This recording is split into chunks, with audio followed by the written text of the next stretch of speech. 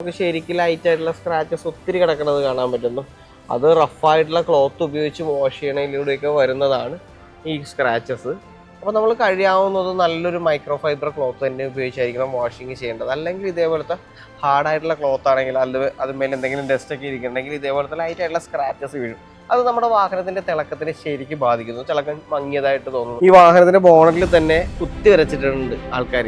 ഭയങ്കര വണ്ടിയോട് കാര്യമുള്ള ആരാണ്ടാണ് കേട്ടോ. ഇങ്ങനെ ചിലവർക്ക് അങ്ങനത്തെ ഒരു പ്രശ്നങ്ങളുണ്ട്. വാഹനങ്ങൾ വെല്ലെടുത്ത് വിട്ടേക്കുകയാണെങ്കിൽ അതിന്റെ സൈഡിട്ടൊക്കെ ഉരച്ചിട്ട് പോകും. അങ്ങനെ കുറച്ച് ഉരച്ചിലൊക്കെ കിടക്കുന്ന ഒരു വാഹനമാണ് ഇന്ന് നമുക്ക് പോളിഷിങ്ങിനായിട്ട് വന്നേക്കുന്നത്. ഇതിന്റെ ബോണറ്റിൽ നോക്കുമ്പോഴേ നിങ്ങൾക്ക് കാണാൻ സാധിക്കുന്നു. അപ്പോൾ ഇതുമേ എ എന്നൊക്കെ പറഞ്ഞാണ് വരച്ചിട്ടേക്കുന്നത്. അപ്പോൾ അതേപോലെ പല സ്ഥലങ്ങളിലായിട്ട് ഇട്ടിട്ടുണ്ട്. അപ്പോൾ അത് കളയാൻ വേണ്ടിയിട്ടാണ് നമ്മളിപ്പോൾ പോളിഷിങ് ചെയ്യാൻ പോകുന്നത്. അതിന് മുന്നേ തന്നെ കുറച്ച് പോർഷൻസിൽ പെയിന്റ് പറന്ന് പിടിച്ചേക്കുന്നുണ്ട്. അത് കളയാൻ വേണ്ടിയിട്ടൊക്കെ ആയിട്ട് നമ്മളൊരു സ്മൂത്തിങ് ചെയ്യുന്നുണ്ട്. 3000 ഗ്രിഡുള്ളൊരു സ്മൂത്തിങ് പേപ്പർ ഉപയോഗിച്ചാണ് നമ്മളിപ്പോൾ ഈ വാഹനത്തിൻ്റെ പെയിന്റിലുള്ള കണ്ടാമിനൻസ് കംപ്ലീറ്റ് റിമൂവ് ചെയ്യുന്നത്. അത് കഴിഞ്ഞിട്ട് വേണം നമുക്ക് വിവിധ സ്റ്റെപ്പിലുള്ള പോളിഷിങ് ചെയ്യാൻ വേണ്ടി.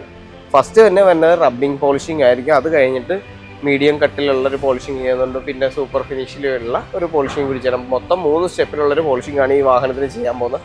അത് കഴിയുമ്പോൾ ഈ പാടെല്ലാം മാറിയിട്ട് നല്ലൊരു പുതിയൊരു ലുക്ക് തന്നെ ഈ വാഹനത്തിന് കിട്ടും. ഈ ഒരു പോർഷനിൽ വണ്ടിയിൽ ചെറിയൊരു ഡാമേജ് പെയിന്റ് സംഭവിച്ചിട്ടുണ്ട്. വേറൊന്നുമല്ല, ഇതിൽ ബേ ഡ്രോപ്പിംഗ് വീണൊരു പോർഷനാണ്. ഇതിൽ ബേ ഡ്രോപ്പിംഗ് വീണ് കെമിക്കൽ റിയാക്ഷൻ സംഭവിച്ചിട്ട് നമ്മുടെ പെയിന്റിന് ക്രാക്ക് വീണിട്ടുണ്ട്. ഇത് നമുക്ക് പോളിഷിങ്ങിൽ ക്ലിയർ ചെയ്യാൻ സാധിക്കുന്നതല്ല. ഇതിനൊരു റീപെയിന്റിങ് തന്നെ വേണം. അപ്പോൾ ഇതേപോലത്തെ ചില ബേ ഡ്രോപ്പിംഗ് വീണ് കഴിഞ്ഞ് കഴിഞ്ഞാൽ നമ്മൾ അപ്പം തന്നെ വാഷ് ചെയ്ത് കളഞ്ഞിട്ടില്ല എങ്കിൽ അത് പെയിന്റിലേക്ക് ഇറങ്ങി ചെല്ലുന്നു. പിന്നെ നമുക്കത് പോളിഷിങ്ങിൽ കളയാൻ സാധിക്കുന്നതല്ല. അപ്പോൾ എപ്പോഴെങ്കിലും നമ്മളുടെ വാഹനത്തിൽ എന്തെങ്കിലും ബേ ഡ്രോപ്പിംഗ് കിടക്കണ കാണുകയാണെങ്കിൽ കഴിയാവുന്ന വേഗത്തിൽ തന്നെ അത് റിമൂവ് ചെയ്യാൻ ശ്രമിക്കുക.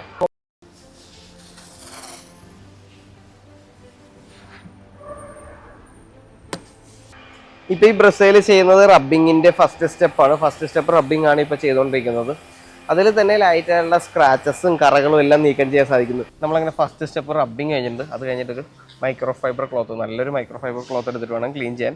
അല്ലെങ്കിൽ ആ ക്ലോത്തിലുള്ള പാടുകൂടി അങ്ങോട്ട് വീഴും. സോ ഇപ്പോൾ നമ്മളൊരു 400 GSM ഉള്ളൊരു ക്ലോത്താണ് യൂസ് ചെയ്തേക്കുന്നത്. ഇപ്പോൾ തന്നെ അതുപോലുള്ള സ്യൂവൽ മാർക്സ് എല്ലാം കംപ്ലീറ്റ്ലി മാറിയിട്ടുണ്ട്. ഇനി നമ്മളൊരു സ്മൂത്ത് പോളിഷിങ് കൂടി ഒരു പോർഷനിൽ മാത്രമായിട്ട് ചെയ്ത് കാണിച്ചു തരാം. എന്നിട്ട് നമുക്ക് സ്റ്റിക്കർ പൊളിക്കാം.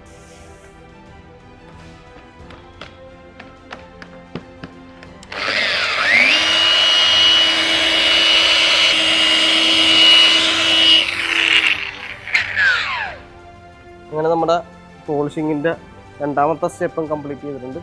നമുക്ക് അതും കൂടി ഒന്ന് തുടച്ച് നോക്കാം. ഇപ്പോൾ നല്ലൊരു കണ്ടീഷനിൽ തന്നെ ആയിരിക്കും വാഹനം ഇരിക്കുന്നത്. ആ ഒരു പോർഷനിൽ അതും കൂടി ഒന്ന് നമുക്ക് ക്ലിയർ ചെയ്ത് നോക്കാം. കംപ്ലീറ്റ്ലി സ്യൂവൽ മാർക്സ് നമുക്ക് റിമൂവ് ചെയ്യാൻ സാധിച്ചിട്ടുണ്ട്. ഇനി നമുക്ക് ഈ സ്റ്റിക്കർ പൊളിച്ച് കഴിയുമ്പോൾ എന്തായിരുന്നു ആ പോളിഷിങ്ങിലൊരു വ്യത്യാസം സംഭവിച്ചേക്കുന്നതെന്നുള്ള മനസ്സിലാവും. ഇപ്പോൾ ഒരു പോർഷൻ ഗ്ലോസിയും മറ്റേ പോർഷൻ ഗ്ലോസിയും അല്ലാത്ത രീതിയിലാണ് കാണുന്നത്. സ്റ്റിക്കറിൻ്റെ അപ്പുറം ഇപ്പുറം കൂടിയുള്ളൊരു ലൈൻ ഇട്ടിട്ടുണ്ട്. അത് നോക്കിയാൽ നിങ്ങൾക്ക് മനസ്സിലാവും. ഒരു പോർഷനിൽ നല്ല ഗ്ലോസിയും റിഫ്ലക്ഷനും എല്ലാം കിട്ടിയിട്ടുണ്ട്. ഇപ്പുറത്തെ പോർഷനിൽ ആ സ്ക്രാച്ചുകൾ കിടക്കുന്നതാണ് നമ്മുടെ ഗ്ലോസിനെ കുറച്ചേക്കുന്നത്. ലൈറ്റായിട്ടുള്ള ഒത്തിരി സ്ക്രാച്ചസ് വീണേക്കണ കാരണമാണ് ആ ഗ്ലോസിനെ കുറച്ചേക്കുന്നത്. അത് റിമൂവ് ചെയ്യാൻ വേണ്ടിയിട്ടുള്ള പോളിഷിംഗ് ആണ് ഇപ്പോൾ 2 സ്റ്റെപ്പിലും കാണിച്ചത്. ഈ പ്രകാശം കാണുന്ന സ്ഥലത്ത് തന്നെ ഒന്ന് നോക്കി കഴിഞ്ഞാൽ നിങ്ങൾക്ക് മനസ്സിലാവും ലൈറ്റായിട്ടുള്ള ഒത്തിരി സ്ക്രാച്ചസ് ഉണ്ട്. പക്ഷേ ഈ വരയുടെ അപ്പുറത്ത് ആ സ്ക്രാച്ച് കാണാൻ സാധിക്കില്ല. അവിടെ ഒരു ഗ്ലോസി ഫീലാണ് നമുക്ക് കാണാൻ സാധിക്കുന്നത്. അതുകൊണ്ട് പക്കായിട്ട് തന്നെ സ്ക്രാച്ച് എല്ലാം റിമൂവ് ആയിട്ടുണ്ട് നമ്മളുടെ 2 പോളിഷിങ്ങിലൂടെ. അപ്പോൾ ഇതേപോലെ പോളിഷിങ് ചെയ്ത് കഴിഞ്ഞാൽ ഇത്തരം സ്ക്രാച്ചുകൾ റിമൂവ് ആകുമ്പോൾ തന്നെ ഇതിലുള്ള അതിൻ്റെ അകത്തുള്ള ഗിൽറ്റ് എല്ലാം നല്ല വ്യക്തമായിട്ട് കാണാവുന്ന രീതിയിലാണ് ഇപ്പോൾ നിൽക്കുന്നത്. അത്രയും നല്ല ഗ്ലോസ് ലെവൽ കിട്ടും. അപ്പോൾ ഇതാണ് ഡിഫറൻസ്.